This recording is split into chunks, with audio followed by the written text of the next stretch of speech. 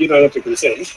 I'm not consenting. You're actually obstructing me as an authorised officer, which means the police. No, I'm just standing. I'm just holding my position that you're breaking the law. And these officers who don't actually know these things, because people that are above them don't teach them what the law actually says. They should be helping us from people like you that are stealing our rights. Are you proud of your work during COVID? Absolutely. For him to be proud of it, he either has to be ignorant or he's just an evil prick. And I don't know which one it is. I hope it's not the latter.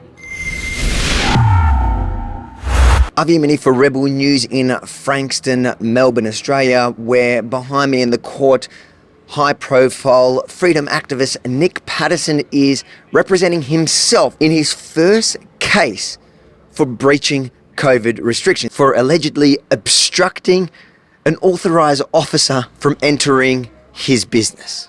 Hello, gentlemen. Got an authorised officer here from DHS in relation to possible COVID breaches here. So today there's really 3 points to the argument, but one major one. Yes. Whether the authorised officer was lawfully authorised. Yeah. You say no. Why? Well, if you just look in the Public Health and Wellbeing Act, it says that there has to be an instrument to delegate these authorised officers. So I've looked at all the instruments that exist on the Government Gazette. There's 155, and none of them enable the Chief Health Officer to authorise authorised officers under Section 30 of the Public Health and Wellbeing Act. So there fails to be any power for the Chief Health Officer to create an authorised officer under that section of the Act. It doesn't exist. So the authorised officers are being gone around as though they're authorised officers, and they're not. In the beginning of the pandemic, it turned out police weren't actually legally authorised, and they had to subsequently go back to Parliament and retrospectively change it so they were authorised officers. Like I'm telling you that under the Public Health and Wellbeing Act of Victoria, the government has issued a state of emergency, which means that it's an authorised officer and allowed to go into that property and or direct police to have entry to that property. Let me finish. I'll let you finish. For the purposes of upholding the directions that have been issued for COVID-19. If it turns out that he was unauthorised, beyond just your case, what do you think should happen? I think all those people that have been pursued by like all of those cases where the authorised officers gave prosecuted people or pushed any of these charges onto business owners, they all need to be removed, people need to be refunded, people need to be compensated for any trouble, because you've got these people that claim to be authorised officers, unauthorised, going around shutting people's businesses down, clubs down, all the rest of it, and they didn't have authority. So there has to be some kind of compensation, I believe, to make things right. I'm not like someone that's against police. I'm against people taking our rights, okay? And I'm not against police. But what you're doing now, I'm going to say this isn't right. Okay. This is not right. Oh. Okay? And you don't have legitimate powers to do this. What about the taxpayer who funded these so-called authorised officers who, if it turns out they really were unauthorised, what should happen? I haven't even thought about that. That's a good point that you raised. Yeah, I don't know. I don't know. Yeah. Should they pay us back? I can't see that happening, but yeah, I think they should. Yeah. How you doing, sir? Are you confident you were lawfully a authorised officer, sir? Are you confident that it's going to be found you were lawfully an authorised officer? Absolutely. Yeah. Even after a lot of Victoria Police members were found the opposite at the same time? Nothing? Nothing. I do not give you consent to go onto my property. Okay. All right. Well, I'm going to direct the police that basically, because you're obstructing me to be able to enter the property, that's obstructing the authorised officer in the role of my duties. Well, you claim that, but I've just told you I don't consent. Okay, that's okay. That's fine. So I think this. If you had the actual power, okay, you would probably just do it. I would assume, but you don't have the power. Well, you want me to allow you in. I'm not going to allow you in. I do not consent to you coming into my property. What did you say to the hindering? Well, the gate was locked, and I didn't lock the gate, so how could I be hindering the authorised officer in his duties if he was even an authorised officer? You've committed the offence of of hindering an authorised officer in the execution of their duties, now require you to state your name and address for me, please. I don't have to. I've told him I don't consent to him coming onto this property. Yep, but you've also committed that offence, so therefore you are required... How is it offence to say I do not consent to him coming onto my property? Will you unlock the gate? Oh, I don't have the key for that gate. I don't know, he's got the key. Maybe...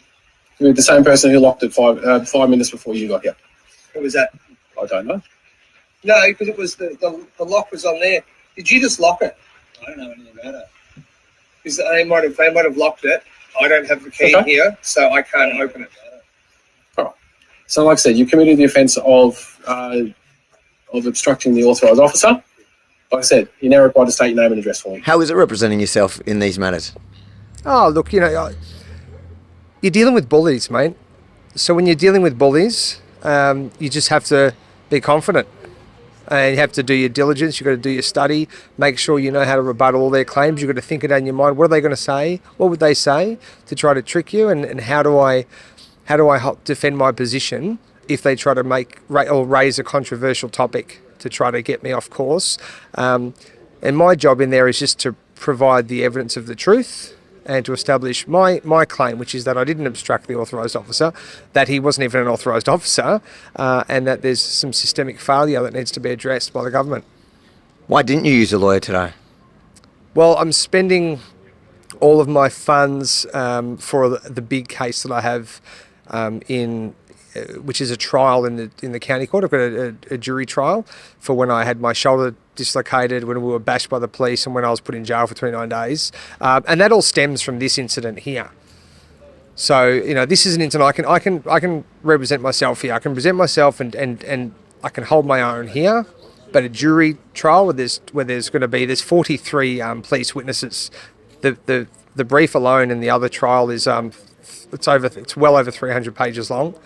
And there's about probably 500 hours of body camera footage to go through, to transcribe, use of false reports. So just too much for me. So I'm putting all of my resources into that case, which I also believe will be the one case which could effectively change how police are prosecuted in this state, how the bail's used, and how the police use charge stacking as a mechanism to basically diminish people and get them to plead guilty to things they haven't done. Why do you think that they are pursuing what would seem to the average person the most ridiculous charge 2 years on? Well, they don't like me. I believe I was the first business that publicly kept the doors open. Saying that there's a directive from the Victorian government at the moment that prohibits any personal fitness, personal recreation facility. Are you proud of your work during COVID? Absolutely. We believe that there's a mixed martial arts facility operating at the moment, which is against the directive. Do you think closing down gyms during a health centre during a pandemic for people's health was beneficial to people's health?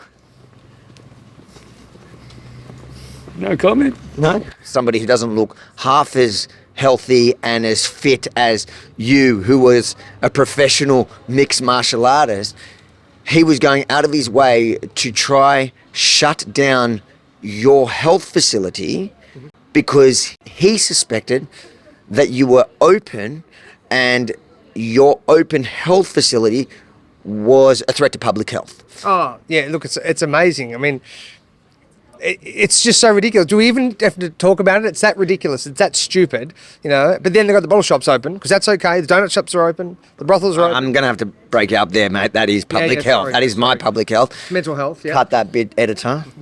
And the fact of the matter is, I had homeless people living there. I had drug-affected people that needed me to be there. I run a ministry through that place. That is public health. That's real public health. Not this garbage, this guy that's just, following the World Health Organization, the World Economic Forum, and enforcing tyranny on us. Like, I'm actually helping people in the community. That's what I do. That's the definition of what I do. That's the outcome that I've been producing for years. And I really don't care. Morals come first. I believe in God. There is God. Okay, I've got a conscience. I'm going to follow that regardless of what these people that are moral abdicators have to say on the matter. I don't care anyway, but the legislation doesn't enable what they did, and we've been very diligent and we've got the evidence to prove it. I said, and what's going to happen is we're going to come back again.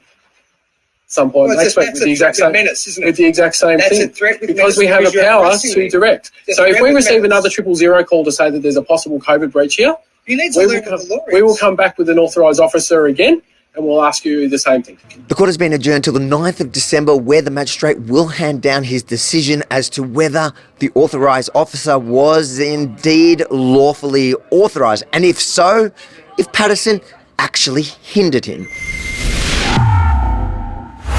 If you enjoyed this report, make sure to like, comment, and most importantly, share it far and wide, because I guarantee you the mainstream media will not be running this story as the potential to embarrass the state to a whole new level. So it's up to you guys to spread the word. And make sure to head over to followavi.com, subscribe to our mailing list, and follow me across socials, because if you want to ensure that you hear the decision and they ban us potentially from the platform you're watching on now, well, this way I can send it directly to you. Followavi.com, subscribe to the mailing list, and follow me across socials.